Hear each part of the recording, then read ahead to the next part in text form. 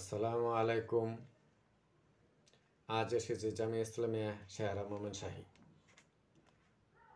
এটি মাওলানা মঞ্জুরুল হক, মাওলানা আশরাফ আলী ও ডাক্তার নেওয়াজ আলী তার স্ত্রীর রহমজান খাতুনের ওয়াকফকৃত জমির উপর 1942 সালে দারুল উলুম মাদ্রাসা প্রতিষ্ঠা করেন ও মাওলানা ফয়জুর রহমান, মাওলানা নুরুদ্দিন, মাওলানা মিয়া হোসেন সাহেব এর সহযোগিতায় অগ্রসর হতে থাকে।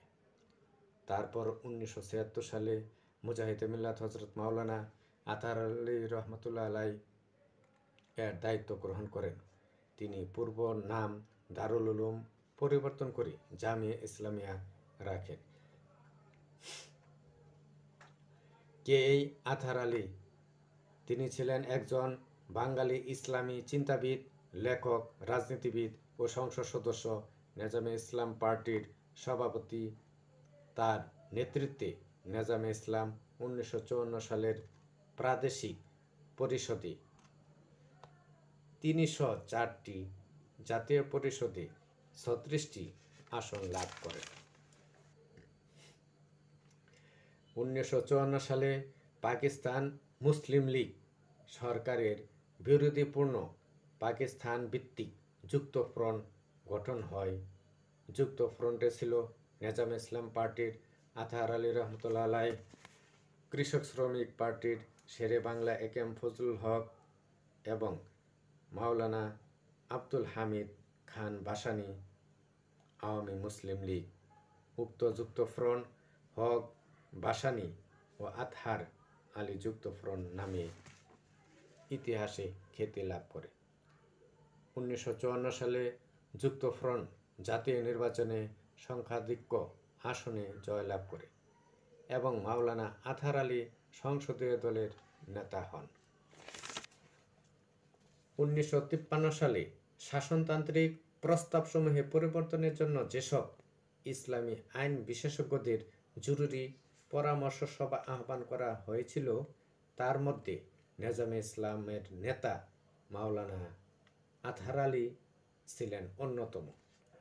অবশেষে 1956 সালে মাওলানা আতাহার আলী, প্রধানমন্ত্রী চৌধুরী মোহাম্মদ আলী ও শেরে বাংলার আপ্রাণ চেষ্টায় রচিত হয় পাকিস্তানের প্রথম কার্যকরী ইসলামী সংবিধান।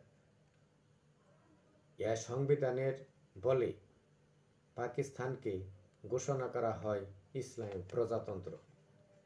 নেজামে ইসলাম পার্টির দীর্ঘদিনের আন্দোলনের সবচেয়ে বড় ফসল ছিল এ সংবিধান।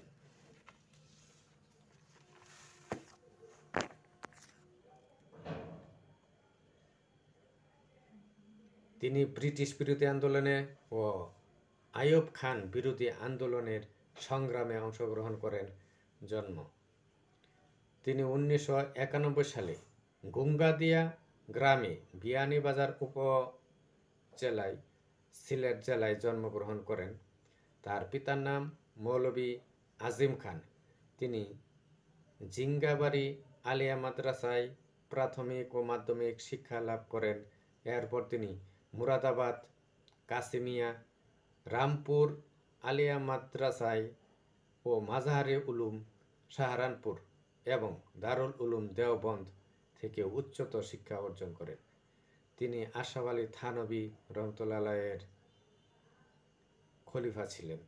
তিনি দেশে ফিরে সিলেটে জিঙ্গাবাড়ি আলিয়া মাদ্রাসায় ও কুমিল্লা জামিয়া মিল্লিয়া মাদ্রাসায় শিক্ষকতা করেন।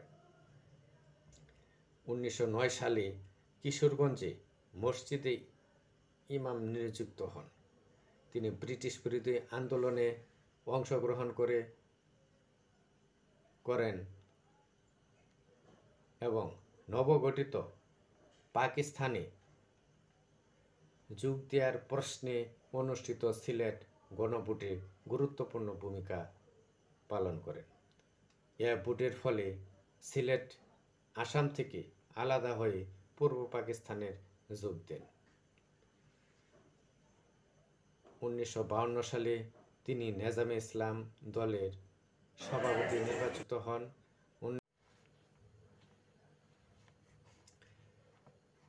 1965 সালে আইয়ুব খান সরকার তাকে গ্রেফতার করেন। তিনি 1945 সালে জামিয়া এমদাদিয়া স্থাপন করেন। কিশোরগঞ্জে শহীদ মসজিদ নবায়ন তার মাধ্যমেই হয় এবং নুন মসজিদও নবায়ন করেন। পরবর্তীতে জামিয়া ইসলামিয়া শেহারা মোমেন শাহীর হাল ধরেন। মৃত্যু 1976 সালে 6 অক্টোবর ময়মনসিংহ জামিয়া ইসলামিয়ায় মৃত্যুবরণ করেন এবং সেখানেই কবর দেওয়া হয়। তার জানাজা পড়ান হজরত মাওলানা ফয়জুর রহমান সাহেব, বড় মসজিদের ইমাম সাহেব। দেখেন এই মহান মনীষীর অনাড়ম্বর কবর। খুদা হাফেজ।